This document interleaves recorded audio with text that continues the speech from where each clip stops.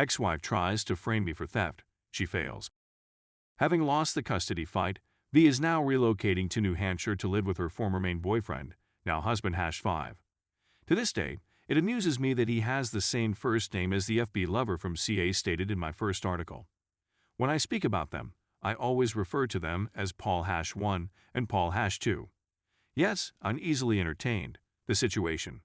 V and I had an email exchange about a month after the custody hearing at which I was granted full physical custody of Rebecca, in which we agreed that I would go to her apartment and take Rebecca's captain's bed and some of Rebecca's belongings the day before movers arrived to pack up Voldemort's stuff.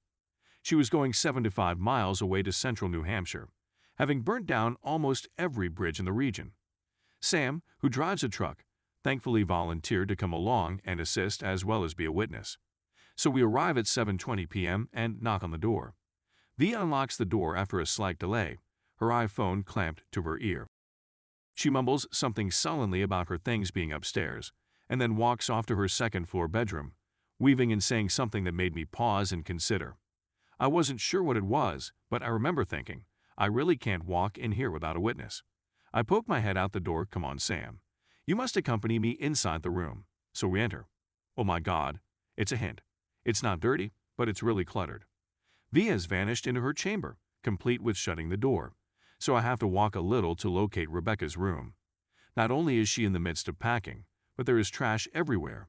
Dust, cobwebs, tracked in filth, dirty dishes, empty wine boxes, and dried dog food were all strewn around and stomped on. I could tell it was a great location. A large open living space with a balcony above it, as well as beautiful woodwork, exposed beams, and inset shelving in the walls. On the hearth, an ancient wood stove is glowing. There's a lot of promise here, but it's still a tip. So Sam and I begin collecting Rebecca's belongings and transporting some of them to the vehicle. I realize we'll need an Allen wrench to disassemble the bed, so I walk out to the vehicle and come back in. She had returned to the living area during the gap in action, but as we mounted the stairs, she walked immediately back into her bedroom, phone still plastered to her ear. Despite the fact that it took some time, we were able to disassemble the bed and move the most of Rebecca's stuff to the front yard.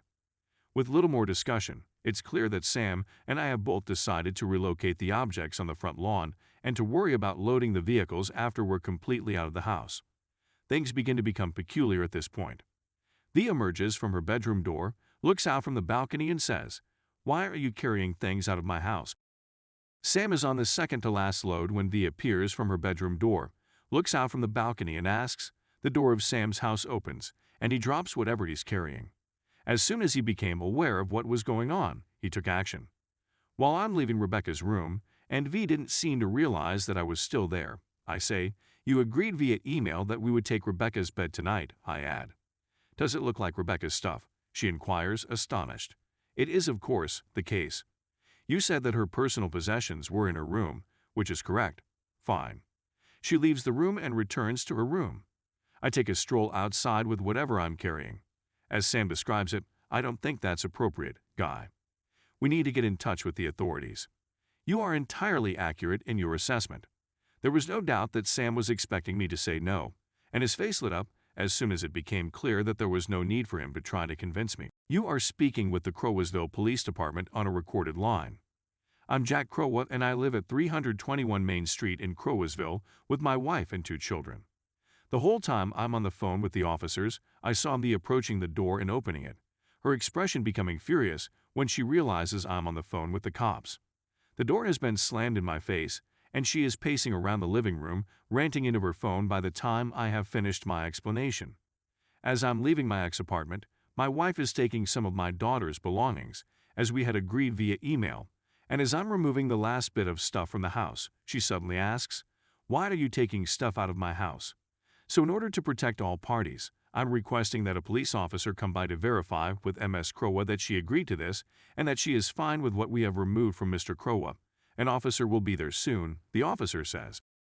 Sam is standing next to me, shaking his head, while I wait for the police officer to arrive, who is casually lounging on the front of Sam's truck as I wait.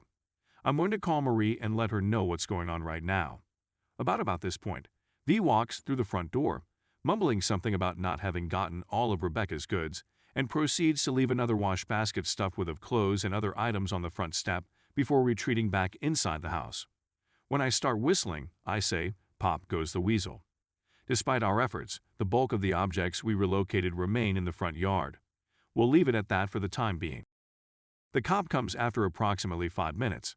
I approach him cautiously, arm outstretched to shake his hand, as he comes out of the police SUV. "Good evening, officer. My name is Jack Crowa." "Good evening, Mr. Crowa and Ollie Johnson." We exchange handshakes. I give him a quick summary of the problem, and he says I was correct to contact him, and that he'll go talk with V. He's up there for roughly 2 minutes before descending. "You're ready to leave?" We had a quick conversation with him, apologizing for having to engage him, and he responds, "No, you made the correct decision. If a lady in Massachusetts says anything negative about you while you have something hanging between your legs, you're in big trouble." After that, I grew to like him a lot. We begin loading the remainder of the items, and he inquires, "How much more is there in the house?" "Nothing. Everything is out here, except for that final wash basket on the porch that Ms. Crowa took out while we waited for you." "That's great. I can't stay up all night. If you're ready, I'll take off." "Wait, what's that?" "What exactly is it?" "I thought I spotted a phone in there." He focuses his spotlight on the front porch laundry basket. I approach the basket. On top of that, there's an iPhone. When I take it up, it resembles Rebecca's old iPhone 4. It's an old phone from my daughter. I'll just take it with us. I bring the basket to my vehicle and place it in the rear seat. It rings just as I'm about to walk away. Incoming call from V's home phone. It's V's phone, I realize. I take it and answer it. "Hello." Click. I take a glance at the front. On the lock screen, there's a text from Paul #2 asking, "Is he gone yet?" That's right. It's her phone. I was mistaken, officer. Ms. Crowa's phone is ringing. "Could you please return it to her?" He takes it from me, hands it back to V at the front entrance, and goes down to us. "Okay, you're still fine to go. I'm leaving right now. If you could, come back in 15 to 20 minutes. If we're still here, you may want to drive in and check on us." "That's great. Take care, you too." V jumps out of the front door again, phone clamped to her ear. Not 5 minutes after he drives away, and while we're still loading items. "Does the officer remain?" "No." "Bring him back." "Why?" "I'd want to have him back. Obtain him." And she goes back inside. "If you want the officer back, you call for him," I consider telling her. But that tiny voice in my brain whispers, "You call." So I contact Crowsville's finest again and ask Officer Johnson to return to the location. Sam and I take our places at the front of the vehicle once again. That's why I didn't want Rebecca to come here tonight. Nice call. Officer Johnson comes a few minutes later. "Hello, Officer Johnson. It's been a long time since we've seen one another." He gives me a kind smile. "She just came out the front door shortly after you departed, requesting that the cops be called. I'm going to see what she wants." He walks over to V and offers her phone. He speaks for a few minutes, hangs up the phone, speaks with V for another 20 seconds, and then returns to us. I stare at him puzzled. "No need to worry, gentlemen. You're still fine to go. But I'm going to remain until you're finished." I continue to raise my brow at him. "She wanted to accuse you of attempting to steal her phone, but I reminded her that I was the one who saw it in the basket you hadn't yet touched, and you were the one who asked me to return it to her.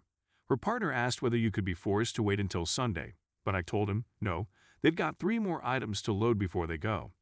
Just finish up, boys. We're all eager to return home to where it's warm." We finished up, shook hands, and exited the building.